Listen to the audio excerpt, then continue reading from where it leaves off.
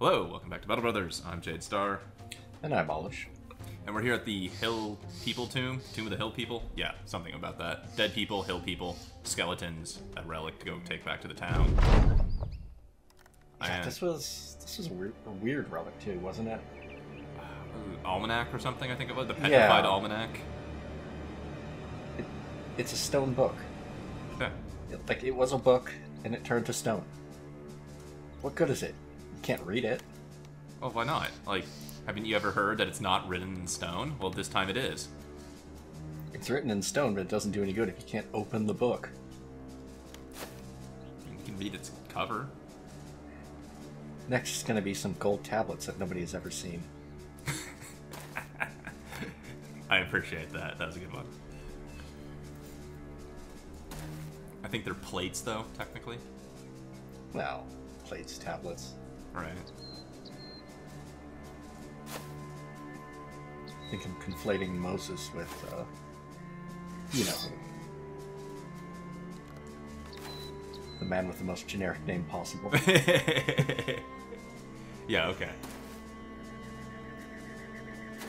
Are we really worried about my big Mormon demographic here? Shh, you can't say that. Oh shit, I can't. I mean, I guess the cat's out of the bag. I mean, it's skeletons Yeah. and a petrified book. Yeah. I mean, it was just interesting. It was reminding me of the artistic skeleton I knew. He was trying to be a big artist, but he canceled his gallery showing because his sculptures weren't up to par, and he just said his heart wasn't in it. You've been playing too much Graveyard Keeper. Hey, do you know what a skeleton's favorite kind of wine is? What? A Cabernet with a full body, because he doesn't have one.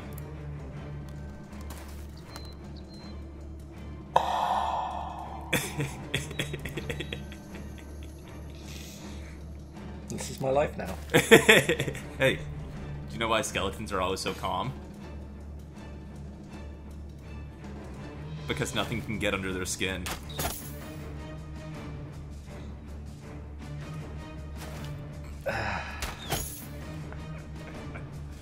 Man, it's weird that they would leave just a gap in the line right where that bush is. Yeah, right. Definitely not a skeleton hiding in that bush. I mean, I don't see a skeleton there.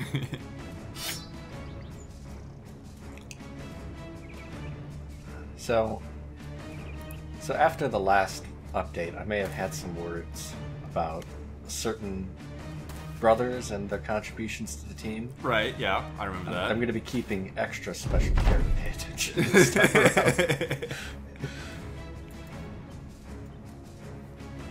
I mean, they were harsh words, but they weren't unjust. I mean, it really boils down to it's not that they haven't made the first cut, so to speak, but if this were the kind of campaign that would be going the extended distance, shall we say, those are the people that would be on the chopping block because they don't really have the long-term staying power. Right. I mean, they're just certain backgrounds just are never going to match up against some of the higher backgrounds, yeah. I mean, even with a better background, there's just a lot of diversity, and one of the problems that you run into, and I know we've talked about this before, like, one of the very common goon recommendations is to find the decent, cheap backgrounds and to do all your hiring there, because you're not going to be able to afford to fire 10 hedge knights and find one who rolls well. Right. At least not until very, very late. And that's assuming that you even have that many available. It's not like there are... I look at starting stats more than what they roll. Like, you're right that you can never really control what they're going to get over the course that's of what I the mean. level. That's what I mean by their starting stats. Oh, because, okay. the backgrounds are fixed bonus. Like, if you've got the hunter background, that's like a +5 to range, or +10 to ranged attack. Yeah. I don't remember exactly what it is, but it's some fixed number. Right. But there is the variability. You mean what they roll Yeah. at the start rather than per level. Yeah, okay, I got you then. Everybody's variability is the same, and the backgrounds get added on top of that. So you can have, like, non-ranged backgrounds that are better than a hunter. It's just less likely. Yeah. And then, in addition to what they roll for their starting stats, there's, the stars that they get. Yeah. And each star is basically, on average, an extra 5 if you put a point in it every time. Because either raising the minimum or maximum is raising the average amount by 0.5. Right, 10 yeah. levels. Yeah. Yeah, okay. Yeah. Damn. That could be So a I mean, lot of that's one way to think about that. Yeah, like a 3-star person is, in the long run, an extra 50 in the stat. trying to log. Now, all of your people are reasonably skilled up. I think your lowest ranked person is a 5. Possibly. We just hired Sigmar, so he's like maybe a 4 or 5. I thought, well, maybe it's 4. I think a 4. I don't think he's picked Weapon Mastery, which takes 5. Yeah. Yeah, so you end up with a pretty good idea at the get-go what people are going to look like, you know, at the end of their career when you hire them. Right. And to some extent, I mean, that's a little bit disappointing to have learned that and come to the realization that there are no people who start out with shitty stats who come out amazing. Yeah. I'm not entirely sure why I switched Mr. Yar to a bow there for that shot. Probably should have just stabbed that dude with a pike. I think I blanked on that. I mean, it's a skeleton. It's a great Yeah. mystery worthy of the most famous skeletal detective ever, Sherlock Bones.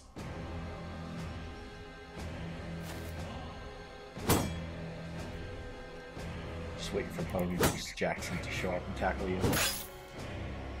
Greatest player of all sports and all of them. Oh, you muted League Football. Yeah. But it turns out that Bones Jackson wasn't just the best, you know, quarterback. He was also the best hockey player and the best tennis player. What, were there like Mutant League games in other sports and he was there? Well, there was Mutant League Hockey, and then there's the Mutant League TV show. Oh, I remember the Mutant Or it League was TV just show. a different- Was he the skeleton with different the sport. shades? Yeah. I remember that. Fucking... I remember very little of that, but I remember at one point, like, they were playing baseball, and they beamed him or something, so... I don't know, something, he ripped off his own left arm and used it to hit a home run. Yeah. The show was kind of terrible and also kind of amazing.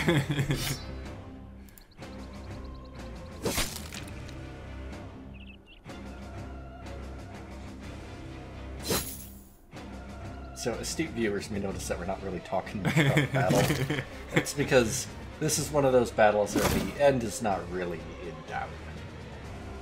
There's the possibility that something strange might happen, Right. but you know, people can always get hit by a lucky hit, or somebody could go down, or the enemy might do some sort of weird fucking flanking maneuver. But you've seen this battle Right. a number of times. May not be exactly the same, but there's nothing unusual about how to handle it. Right. And We've our got the team is same getting cast of stronger characters. and stronger, and so the chance Yeah. for bad stuff to happen gets less and less. I mean, generally speaking, the team is not entirely at the peak of its strength, but it's really close. I mean, everybody's using close to top tier weapons on average. Right. Like, you might still have a couple of tier 2s mixed in there. Yeah, I think Maokai's got a boar spear instead of a fighting spear. Yeah. There's not going to be a whole lot of substantial changes going on. Yeah. Hey, what's the skeleton's favorite musical instrument? Trombone. Yes. I was a little bit worried it was going to be the xylophone. Also good. Oh, did you hear about the skeletal buddy cop pair? One of them was always very stern, and one was always very humorous.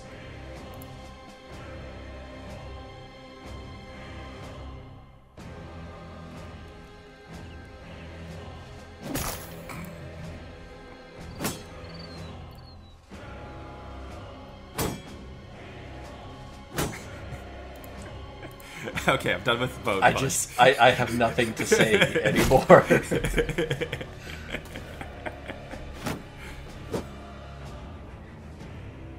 That bone joke has killed me. I mean, it's like good cop, bad cop. Oh shit! You know what a skeleton's favorite French movie is? I don't know where this is going. Bad Cop, Bone Cop. Actual movie. Watch it with Guava. It's about hockey, so I didn't get a lot of it. But a murder happens on the border between like Quebec and Montreal, and so, you know, one of them is a French Canadian cop, and one of them isn't. So, you know, good cop, bad cop, but Bon Cop, bad cop. Ah, well, okay, I got to see him. Here's Rip.